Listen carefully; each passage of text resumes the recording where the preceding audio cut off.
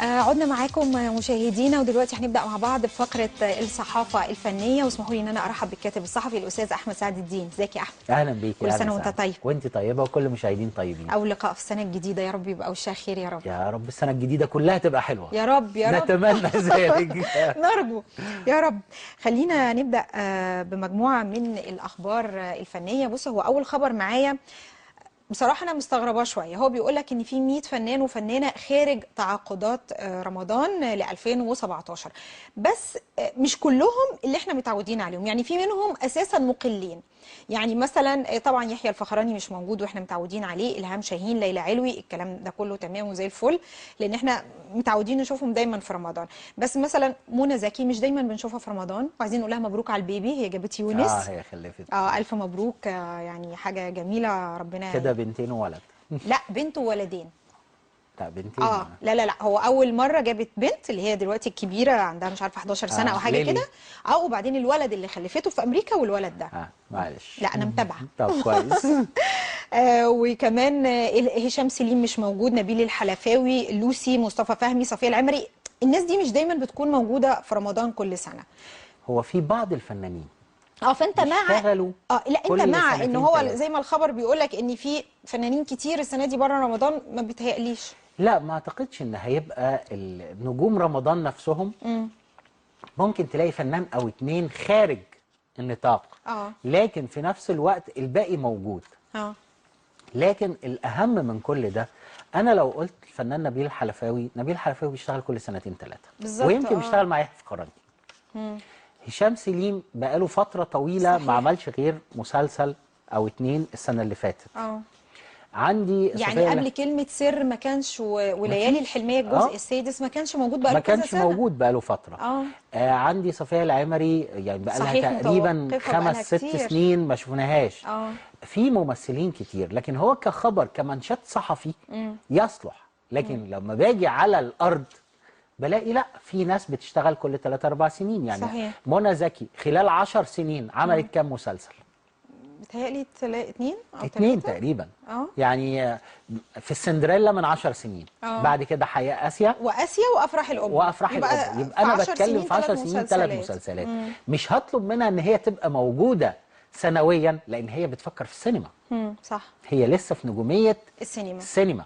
لكن أنا أتساءل، فنان يحيى الفخراني ليه بعد عن رمضان؟ ده بقى التساؤل. صحيح.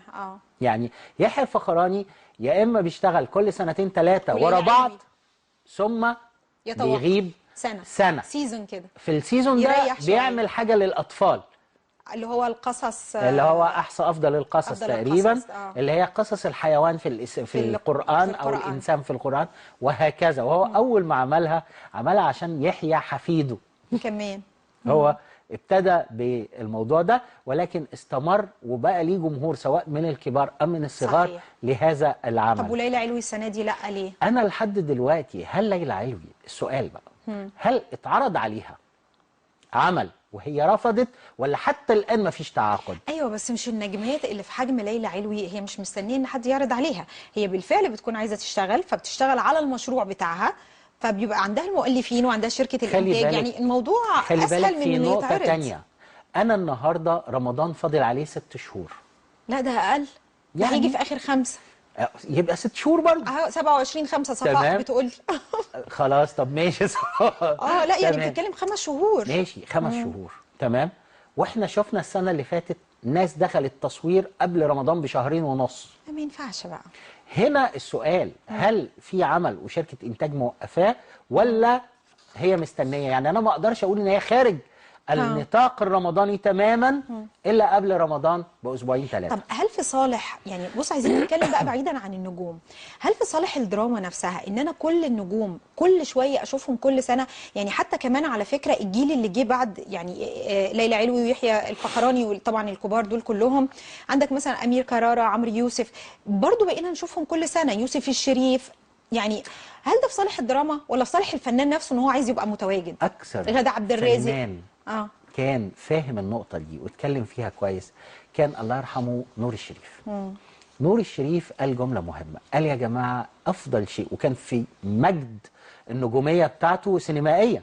قال أنا المفروض كل 2 سنين اشتغل مره دراما ماشي عشان اعمل مسلسل للناس اللي قاعده في بيتها اللي ما بتنزلش السينما، وفي نفس الوقت ما احرقش النجوميه. صح تمام.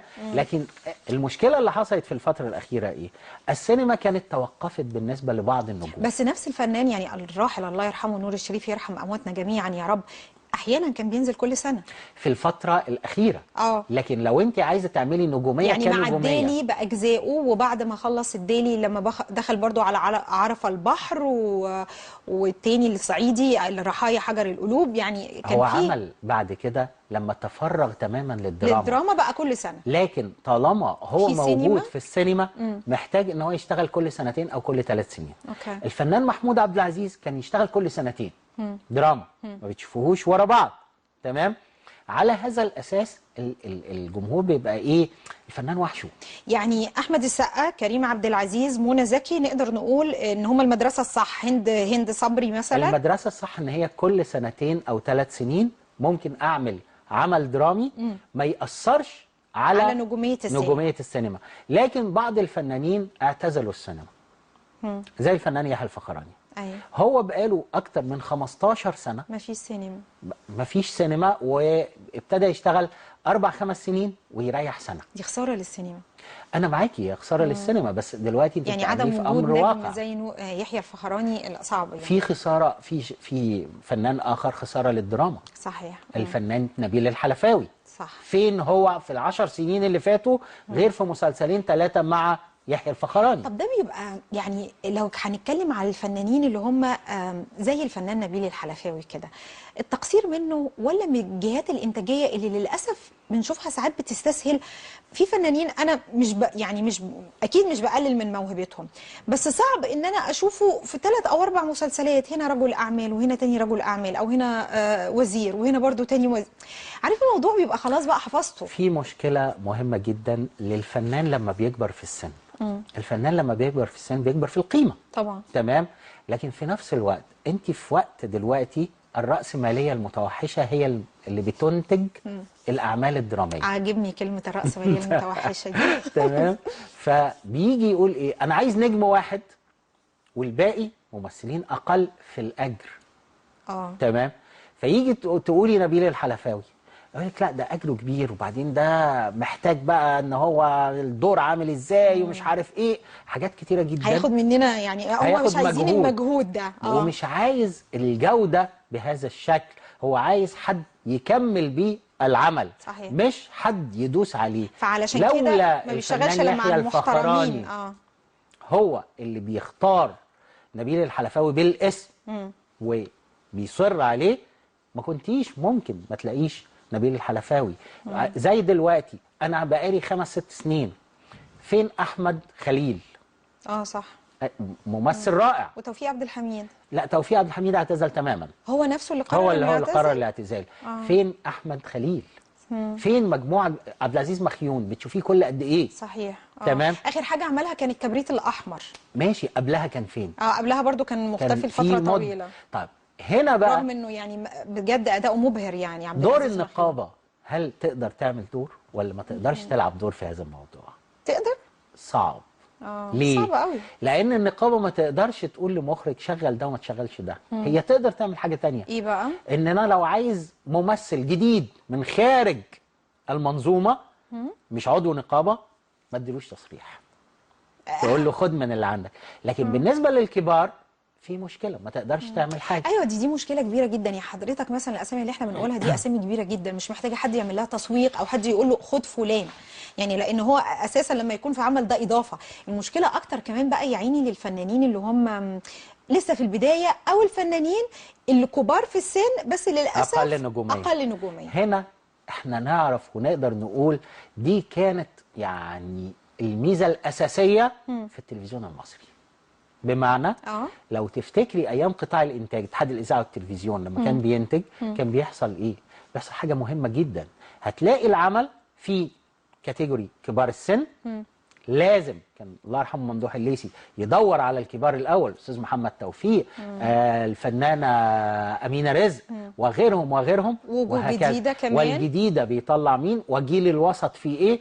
والاعمال كانت مقسمه في توازن حتى على مستوى الفنانين، ده اشتغل مسلسلين، ده اشتغل مسلسل، لكن انت خرجتي للكلمه اللي انت بتقولي معجبه بيها، اللي هي الرأسمالية المتوحشه، اللي هي كتله شله. الكتله دي بتتحرك مع بعضها من مسلسل لاخر، لان شركه الانتاج شايفه ان دول اللي بيعملوا لها على قد ايديهم، وفي نفس الوقت هم دول اللي بيعملوا لها. والله يا استاذ احمد للاسف انت تحس ان بقت هي الدنيا بقت ماشيه كده، ان مين بيعرف مين، والله بجد مين بيعرف مين فيشغله.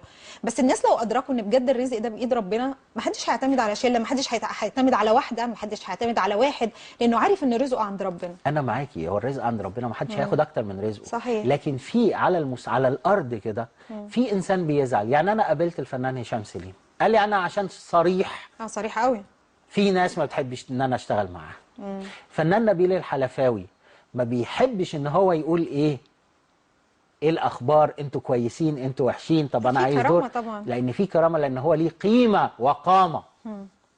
ده كان موجود ايام قطاع الانتاج. لما خرج الانتاج من هذا المبنى الى الخارج اختلفت الدنيا واختل التوازن. معلش يرجع مرة تانية لداخل المبنى إن شاء الله.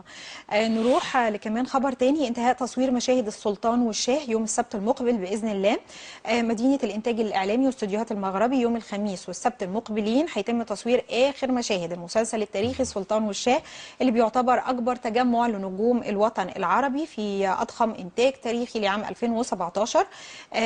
من المنتظر أنه يصل النجم سامر المصري والنجم صفاء سلطان إلى القاهرة، وهم فنانين من سوريا، لتجسيد اخر صفاء سلطان من الاردن. ايه ده من الاردن؟ فاكره سوريا والله. لتجسيد اخر مشاهدهم خلال اليومين المتبقيين باذن الله.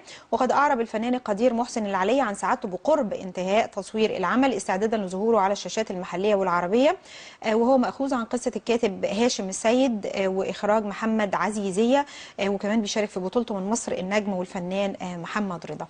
محمد رياض محمد رضا الله يرحمه.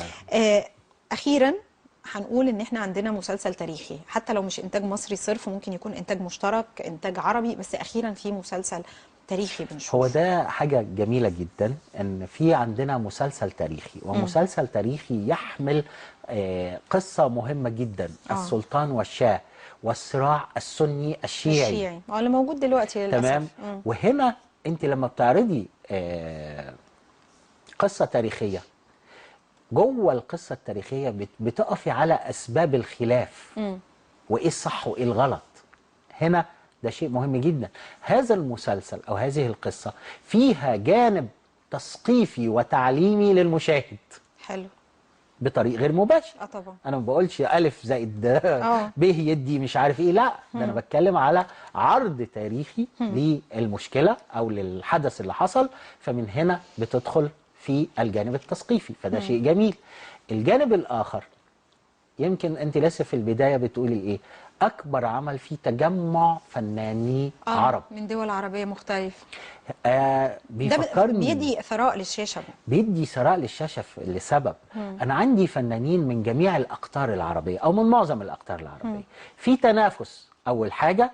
تاني حاجة أنا أخدت الجمهور السوري اللي بيحب النجم بتاعه سامر المصري، الأردني اللي بيحب صفاء سلطان، المصري اللي شايف محمد رياض وغيره وغيره. هنا تجمع عربي خارج نطاق السياسة والجامعة العربية. صحيح، في الفن زي ما احنا متعودين من زمان. وأعتقد أن أفضل الأعمال اللي حصلت على مدار ال15 سنة اللي فاتوا نفتكر مسلسل الطارق. الله يرحمه ممدوح عبد العليم. صحيح، والمخرج احمد صقر. والمجموعه السوريه ويسري الجندي، صح، كتابه الكاتب الكبير يسري الجندي طبعا. تمام. فمن هنا التجمع العربي اقدر اقول ان الفن جمع الفنانين العرب، او عمل اللي السياسه فشلت ان هي تقدر تعمله. فهنا في اختلاف كبير جدا. نرجو ان هو يكون انتاجه متميز وجيد والصوره حلوه، لان بجد انا بشوف ان الاعمال التاريخيه لو الصوره كويسه تلفت نظر المشاهد ان هو يقعد يبدا بقى ينتبه. لكن لو شاف ان الانتاج ضعيف في الملابس، في الديكورات، في لوكيشنز التصوير، اعتقد اللي فكر في الفكره زي محسن العلي. ومحسن كان ليه سابقه قبل كده في السلطان عبد الحميد مع الكاتب يسري الجندي. هنا يعني هو فكر في الوقت الحالي عمليه الابهار لازم تكون موجوده. أكيد. خاصه محمد عزيزيه يعني مخرج ممتاز جدا. في الوقت الحالي انت لازم تعملي ابهار، والا العين هتروح للمسلسل التركي والمسلسل الاخر. فانا اللي هيعمل العمل ده لازم يكون فيه عناصر جذب الصوره. اكيد. الا في حاجه كمان لفتت نظري جدا، يعني بص انا بحب المسلسلات التركي وبتفرج عليها، بس ليه ما شفتش مسلسل تركي عندهم تفجيرات زي اللي عندهم على ارض الواقع؟ يعني ليه ما عندهمش الواقعيه المفرطه اللي عندنا؟ يعني ليه عندهم دايما الصوره وردي وجميله والبلد حلوه؟ لسبب بسيط. ما عندهمش ليه الواقعيه الفظيعه اللي احنا بنشوفها في اعمالنا؟ انا هقول لك السبب، حاجه بسيطه جدا. المسلسلات التركي المنتج الاساسي ليها واللي داخل في الانتاج وزاره السياحه التركيه. فوزاره السياحه عامله واخده القوى الناعمه في العمل الدرامي، بتوظفه لصالحها ان انت بتشوفي اماكن جميله واشكال حلوه وقصص حب وبنات حلوه رومانسيه والدنيا زي الفل. يعني افتكر الله يرحمه نور الشريف قال لك انا قعدت في تركيا فتره شفت واحده حلوه وانا رايح المطار. يعني لكن انت بتشوفي في المسلسلات ملكات جمال. ايوه تمام. وزاره السياحه طالما داخله سبونسر في هذا العمل، هتلاقي ان الكاميرا جايبه اتنين بيتكلموا بشكل جميل، خرجت على خليج البسفور، خرجت على جامع السلطان عبد الحميد، يعني خرجت على حاجات جميله جدا لان هي موظفاها لصالح السياحه. ايوه دي شطاره انا بشوف بجد والله من صناع الاعمال، سواء بقى دراميه او اعلام كمان. يعني في مثلا بلد انت تتصور من اللي انت بس بتشوفهم على الشاشه ان البلد كلها حلوين كده، تفاجئ ان لا بتنزل البلد عادي فبتشوف ناس مش عامله عمليات تجميل في مناخيرها ولا في وشها، فشكلها عادي جدا طبيعيه، عاديين، يعني مش زي اللي احنا بنشوفه على الشاشه زمان. بس هم عرفوا يسوقوا صوره. واحنا صغيرين كنا لما بنتفرج على الافلام الهندي كنا فاكرين ان الهنود بتمشي في الشارع تركب الفيل. اكتشفنا بعد فتره طويله ويلبسوا ساري وملون ان هم متقدمين جدا في الكمبيوتر مثلا، في البرمجيات. فهنا ده صوره مختلفه تماما عن الواقع. الصوره اللي بيصدرها لكن قدرت تركيا توظف القانون لصالحها. ليه احنا ما نعملهاش؟ طب ما احنا كنا عاملينها عقبالنا. عملناها على فكره في جانب مضيء. فين امتى السنه دي جراند اوتيل مسلسل. ماشي، ببتدي بمسلسل. شوفي ان تاتي متاخرا خيرا من الا تاتي. بالظبط اي حاجه. فاحنا نتمنى في الفتره الجايه ان يبقى عندنا مسلسلات بهذا الشكل باذن الله. نروح لكمان حاجه تانية عن مسلسل افراح ابليس. افراح ابليس صرح مجدي صابر، على فكره كان معانا من حوالي اسبوعين كده او اكتر، كان بعد الحادثه بتاعه الكنيسه على طول، وقال لنا ان هو هيعمل جزء تاني من مسلسله افراح ابليس. والاخراج، لا على فكره الخبر هنا مش مظبوط قوي، لان هم كاتبين انه افراح ابليس الجزء الاول منه محمد صفاء عامر، هم لخبطوا ما بينه وما بين مسلسل محمد صفاء عامر. انا اقول لكم المعلومه الصح بقى، ده غلط. يعني مجدي صابر هيعمل مسلسل الجزء الثاني من افراح ابليس، وقال ان هو هيدخل فيه الارهاب وان داعش دخلوا مصر من خلال مثلا في اماكن معينه في الصعيد ممكن يكونوا قدروا ان هم يوصلوا لها والكلام ده كله، وما رضاش يحرق فكره المسلسل اكتر من كده. فكره المسلسلات الاجزاء او فكره كمان المسلسلات اللي الجزء الاول نجح منها قوي وكان ما فيهاش مثلا ارهاب، وبعدين المسلسل بقى له فتره طويله، يعني عارف حتى انا برضو هو موجود معانا انا اتلخبطت ما بينه وما بين حدائق الشيطان. ايوه. فلان جمال سليمان كمان العامل المشترك، فقلت له طب سميه الخشاب، قلت له لا لا لا دي عبله كامل. ففكره ان مسلسل بقى له فتره طويله، وبعدين افراح ابليس ما كانش فيه اي نوع من انواع الارهاب، هو بس كان في الصعيد. المره دي هيدخل عليه موضوع تاني ممكن يكون معاصر اكتر. مسلسلات الاجزاء في نوعين من المسلسلات. في نوع أنا ببتدي مسلسل من فترة تاريخية أوصل لفترة أخرى، زي ما شفنا الحلمية بادئ من نهاية الثلاثينيات بداية الأربعينيات، انتهى في التسعينيات. أنا بتكلم عن أسامة أنور عكاشة. أوكي. هنا هو حاطط قدام عينيه التسلسل أو التطور العام لكل شخصية. يعني شفنا لو على سبيل المثال في ليالي الحلمية مش كان في شخصية اسمها بسة والخمس اللي هو محمد متولي وعهدي صادق. كويس. هم ابتدوا ايه؟ ابتدوا في الكامب الانجليزي ونصابين والى اخره. انتهى بيهم الحال لتوظيف الاموال. يا سيدي يا سيدي. يبقى هو ماشي بتطور زمني من الجزء الاول، شايف هو رايح فين في النهاية بالظبط. يبقى هنا لما كان يعمل جزء تاني وثالث ورابع وخامس علشان هو عامل خريطة، يعني هو باني شخصيات، عامل خريطة من البداية، عامل بالظبط. لكن في مسلسلات اخرى باجي اقول انا عملت الجزء او عملت مسلسل نجح، طب استنوا يا جماعه ما نعمل له جزء تاني. ماشي. وده اللي حصل في الجزء السادس من ليالي الحلميه. اوكي. هل حقق نجاح؟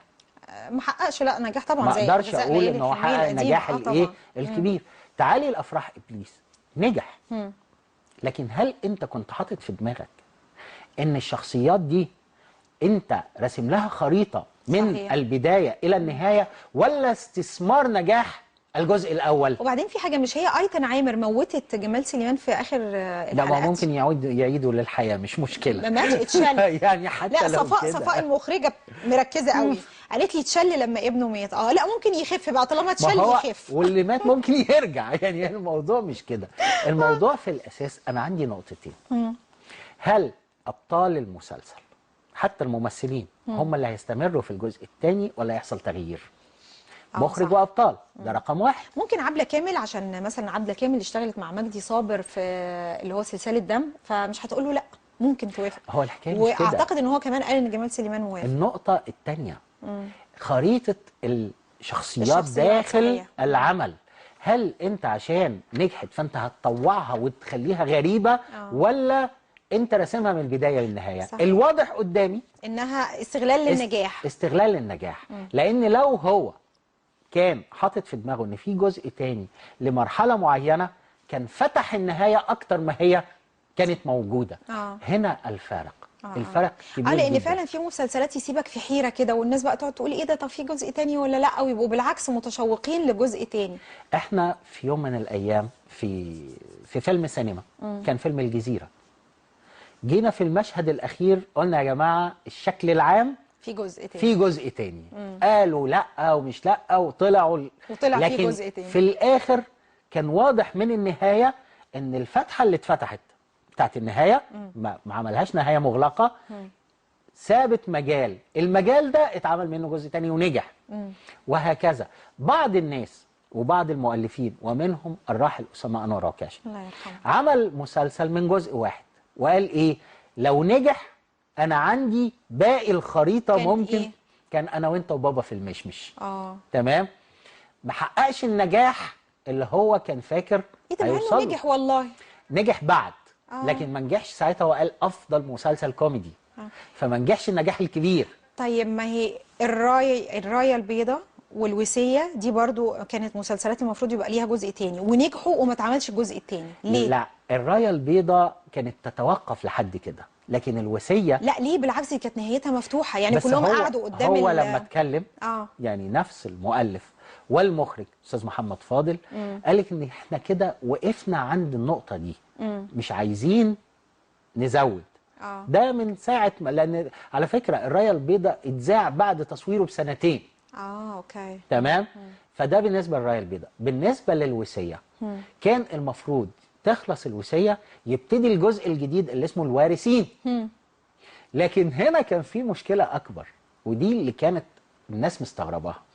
الوصيه ابتدى من العصر الملكي الى ثوره يوليو، لكن نفس اللي كتب السيناريو اللي هو خليل حسن خليل كان عنده خلاف مع الناصريه. اوكي. واسماعيل عبد الحافظ الله يرحمه، عم اسماعيل كان ناصري فاخرج الجزء ده، وبعدين اكتشف بعد كده ان الجزء الثاني مش على اهوائه، مش على هواه السياسي، فقال لك لا مش عامل، فتوقف. في نفس الوقت كان عنده لسه بيكمل الحلميه. بس مش غلط برضو ان انا علشان حاجه ضد اهوائي ان انا ما اقدمهاش؟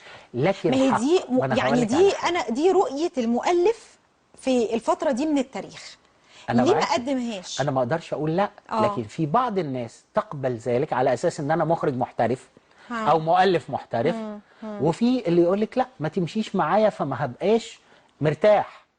طب ما انت لو رحتي امريكا. ايوه اصل ما هو اسمعني برضو، دي الكلام ده لو انا حاجه من تاليفي انا من خيالي، لكن لما تبقى قصتي الحقيقيه، يعني دي احداثي، دي وجهه نظر منى انا عايزه اقدمها كده، ليه انا ما افصلش نفسي بقى كمبدع عن اهوائي انا السياسيه واحط اكمل نجاح الرؤيه الفنيه اللي قدمتها مع المؤلف؟ هل كانت المشكله في اسماعيل عبد الحافظ لوحده، ولا كانت المشكله موجوده ساعتها في المجموعه الموجوده القائمه على الاعلام. ان هو اللي هم المصريه لازم تتقدم بالشكل المثالي بشكل اخر وهكذا. لكن لو انت بتتكلمي على ده، نفس المخرج قابلته كان بيعمل، الله يرحمه عم اسماعيل، كان بيعمل مسلسل كان اسمه الفنار عن بورسعيد وحاجات من دي، وسألت نفس السؤال ده. انت وقفت في الوصية لحد هنا، ده هنا بينتقد جزء من ثورة يوليو. قال لك ايه؟ قال انا مؤمن بثورة يوليو، ولكن اعلم تماما ان لها اخطاء، فانا بقدمها.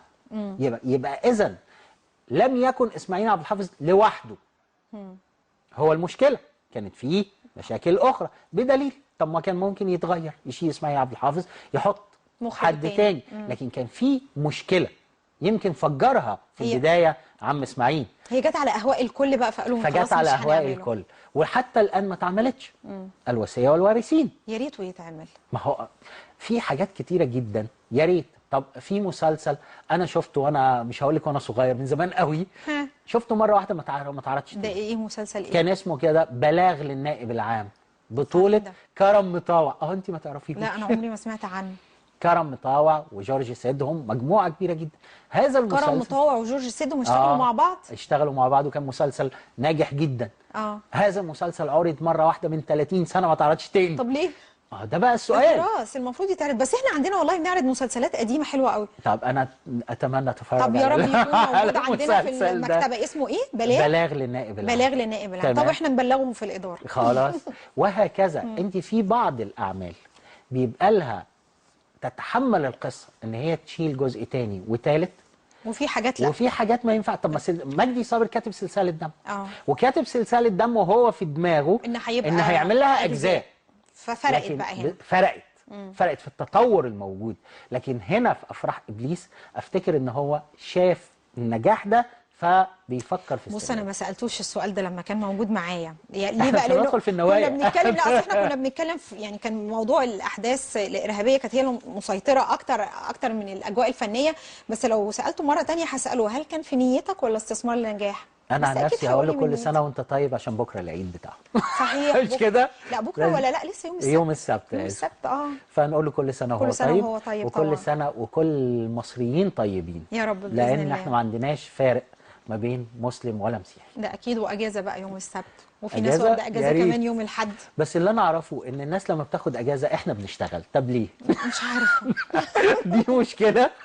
عادي جدا بيبقى عندنا هوا وكل حاجه يعني. لا بيبقى موسم بالنسبه لنا، مش هوا عادي. يلا انزلوا اشتغلوا.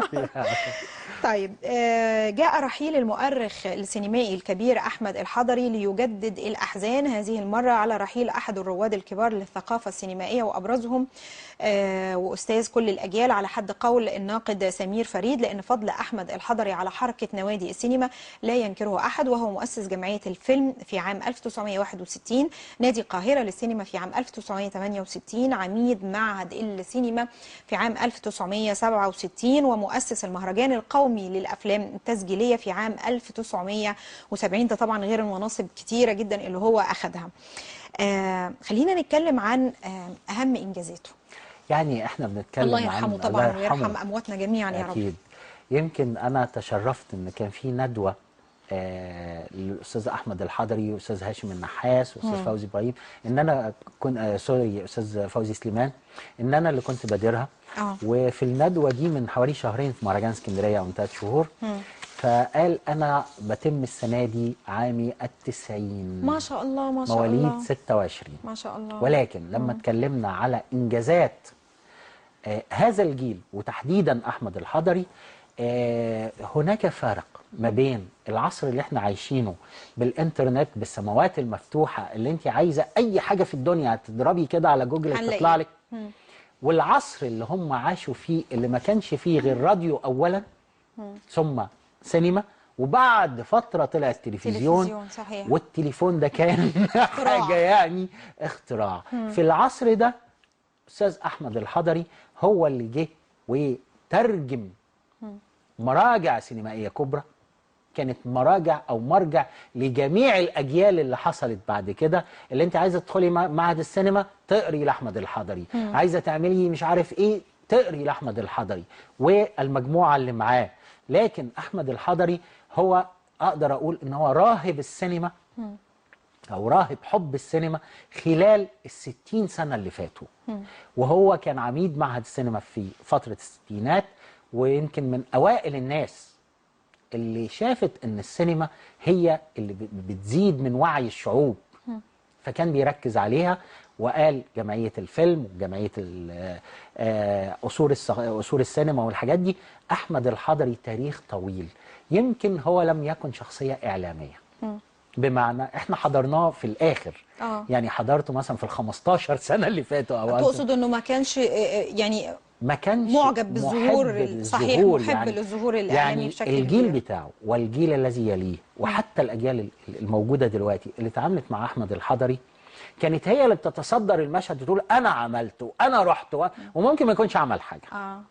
سبيل ان احمد الحضري اللي الكتب لو رحتي المكتبه السينمائيه هتلاقي اسمه موجود يمكن على اكتر من رف كامل، كلها كتب لم أحمد يكن الحضري. بيقول انا عملت. كان الراجل هادي جدا وما يحبش الظهور بشكل كبير، كان انسان هادي محب للحياه بشكل هادي. ومع ذلك يعني اكمل عامه ال90 وما كانش يسيب مناسبه سينمائيه ما يحضرهاش، لدرجه ان كان يعني بنشيل الكرسي كده عشان نطلع بيه السلم او الاسانسير او غيره ولازم يبقى موجود. واخر تواجد ليه يمكن بعد مهرجان اسكندريه كان مهرجان القاهره السينمائي السنه دي اللي هو من اقل من شهرين. حضر كل العروض اللي كان شايف ان هي تصلح. هذا هو راهب السينما احمد الحضري اللي احنا بنترحم عليه.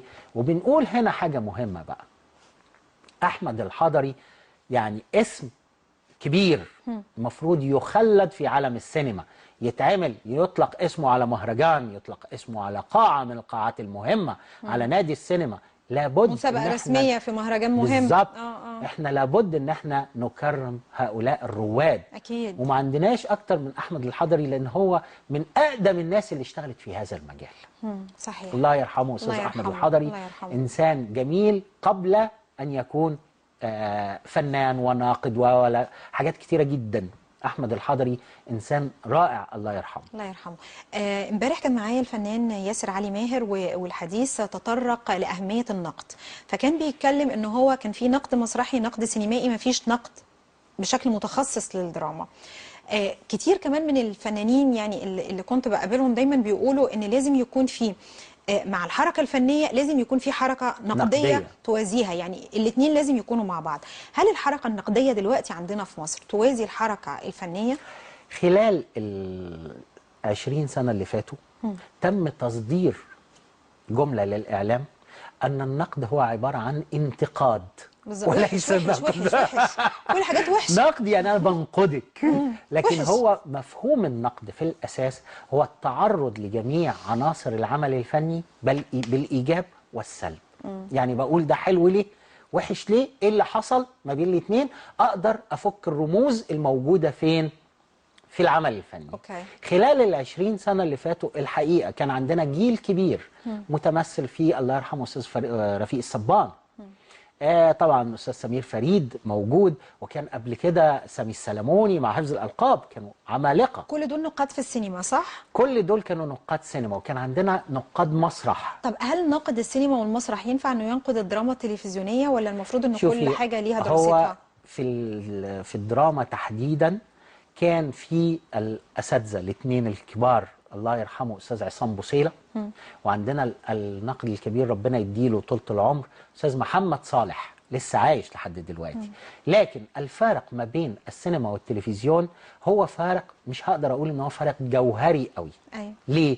لأن محددات العمل الفني واحدة، لكن في اللي تخصص في السينما بشكل أكبر فيبتدي يقيس العمل الدرامي بمقاييس سينمائية. هنا الغلط بيبقى على الشخص نفسه، لكن المحددات واحدة ما اقدرش افصلها.